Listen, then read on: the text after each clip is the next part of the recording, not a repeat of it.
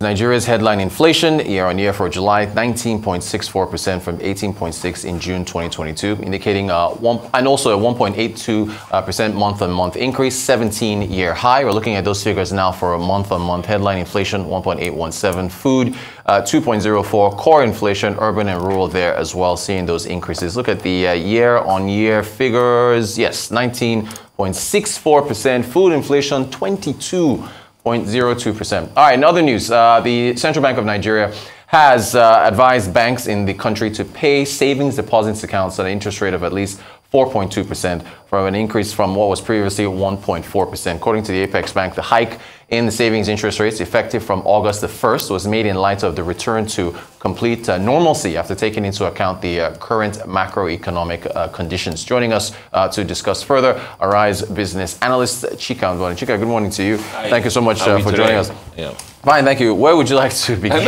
I will let's start CBN. Yes, the revision of the rates. The beauty of economics, or all these variables, is that the oil, they aren't related. They shake hands. They must stand alone. Inflation has impact on interest rates, and vice versa, and stock markets and savings and everything.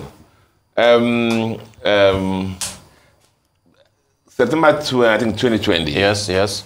Because of the challenges of COVID, Central Bank of Nigeria, reduce the savings account interest rate.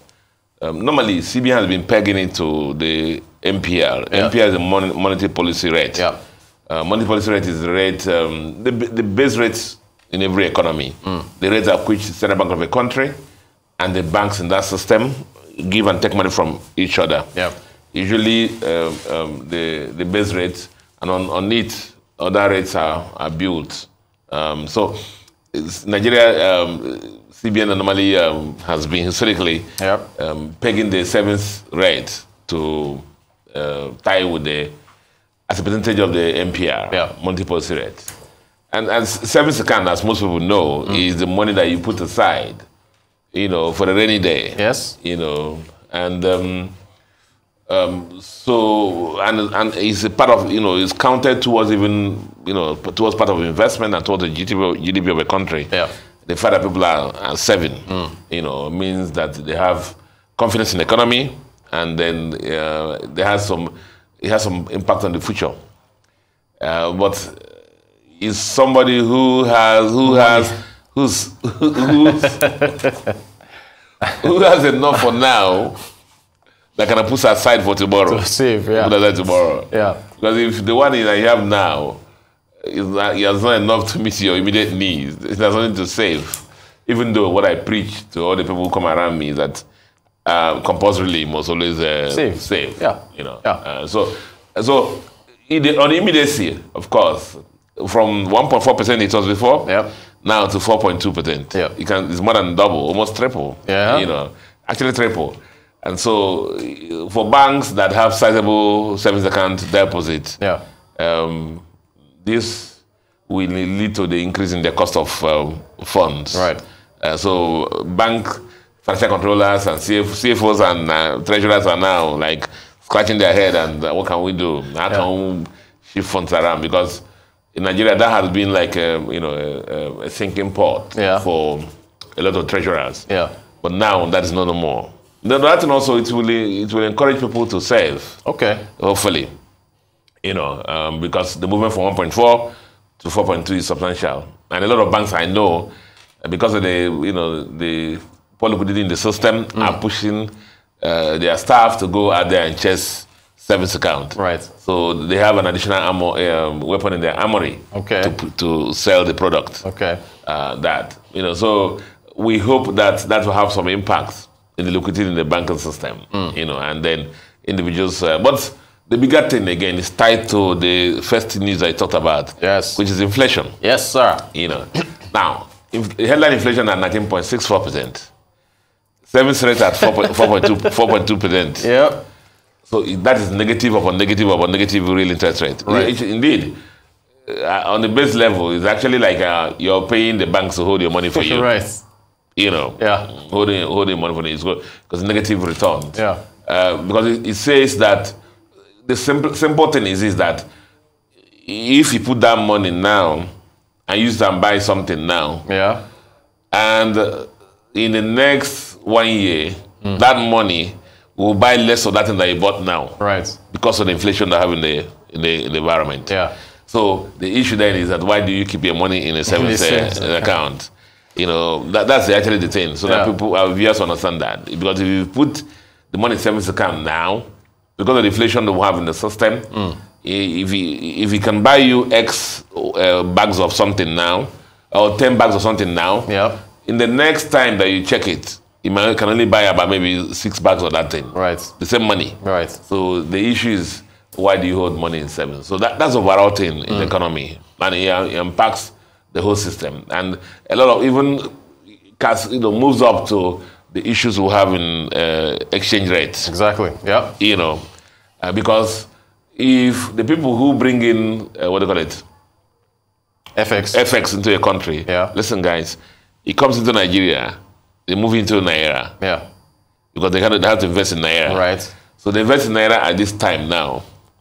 Okay, so that $1 million they brought now gives them this X Naira now. So by the time they're trying to send it back, exchange rate has moved against them. So the same Naira plus some interest rate will not compensate them for the loss. In exchange rate. So the guy in New York or London or whoever thinking, even can I move the money to Nigeria, is discouraged because of negative interest rate arising from inflation. You know, so question people have asked me, these inflation figures, are they accurate? Are they accurate? You know, food inflation, I always focus on food inflation because that's one that, affects a lot of people. And a lot of people feel it every day. You see the housewives complaining, you see the chefs complaining. You know, where did we go to the other day? We ordered some food the other day that we normally order for the same price. And we just found that the food was half the quantity.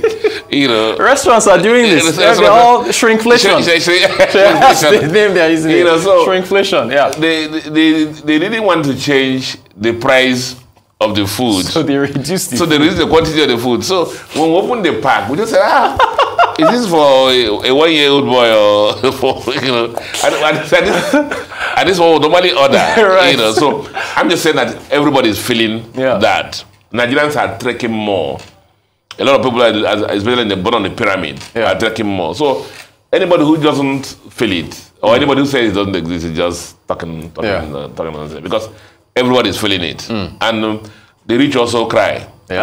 Diesel prices have gone up, power prices have gone up, exchange rate, everything. And then you have transferred inflation, because you go and ask someone who's selling bole now, bole prices have moved to this dollar. Madam, why is this in that used to do 4.2 per year? Nice, it's dollar. Everything in our country is dollarized. And that's for me, how a lot of people understand inflation. So one of the elements of inflation in Nigeria is what? The exchange rate cost inflation. Because the economy is still very import dependent. So if how does one bring these numbers down? What do we need to do? I mean, at the end of the day, I keep saying, it's like, do you know the other day we were on the air with the custom people? You know, and I was saying that we're going to do something about the ports. You see the amount of leakage, and custom people just please today. I'm not. You're not coming for them. I'm not coming for you guys. So they don't come back on air. Don't come back on me again tomorrow. It is the fact. I mean, they can't say it that day that, out of all the stakeholders in the port, they are the best. You know, like my little niece coming and saying, "Uncle, no, you only me fellow." Now me confess I'm on the last. So among the teams in the port, custom say they are the best. Even though importers are. See, the report said that 50 billion, for example, was incurred in demurrage. A lot of things are avoidable. I'm just saying that when you don't have things, sometimes you go to your wardrobe and look at how can you change this button to make it renew it. How can you sew something? We have so many things going wrong, so many leakages in our country. Structural issues. Structural issues.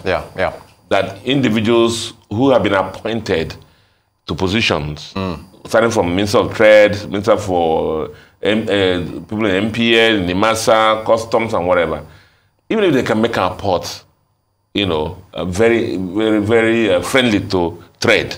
Remember, trade used to be the number 2 component of our GDP. Yep. You know, but it has been slaughtered and bastardized, and so we don't even know the number now. Yeah. So trade can help us. I thought about non-oil export in this country. You know, non-oil export also going through the ports. Yeah. A lot of them now will dodge our ports and go to Togo and all those things. Yeah. And we'll lose the effects coming from that. Yeah. So there are a lot of issues that we can actually worry about. I just get it right. You know, and the leakage will stop. Instead of 1 drum of water, you know, pouring on us, maybe only a bucket, and that can be manageable. You know, and the leakage will reduce. Okay. All right, business analyst Chika Mbonu. Chika, thank you so much for talking to us about inflation. I appreciate your time. Thanks.